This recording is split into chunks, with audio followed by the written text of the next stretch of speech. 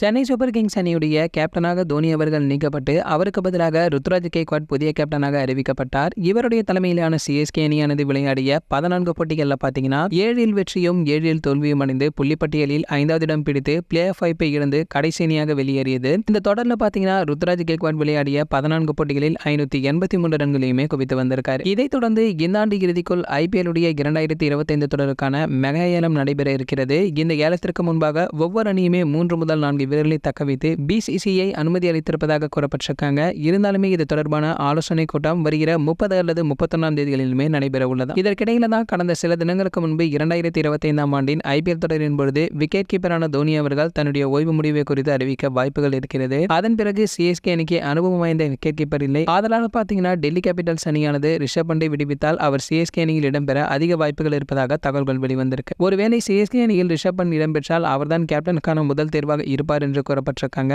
மேலும் பார்த்தீங்கன்னா CSK நிர்வாகம் அணியின் கேப்டனை மாற்ற நினைத்தால் அதற்கு பண்ட் அவர்கள் சரியான தேர்வாகவுமே இருப்பார். சரி, ஓகே, இது போன்ற கிரிக்கெட் பிரபலங்களை பற்றி நீங்க உடனே தெரிஞ்சுக்க நம்மளுடைய கிரிக்கெட் நியூஸ் அப்டேட் நம்ம சேனலை சப்ஸ்கிரைப் பண்ணிக்கங்க. பக்கத்தில் உள்ள பெல் ஐகானை கிளிக் பண்ணிட்டீங்கன்னா நீங்க நம்ம வீடியோவை மிஸ் பண்ணாம பார்க்கலாம்.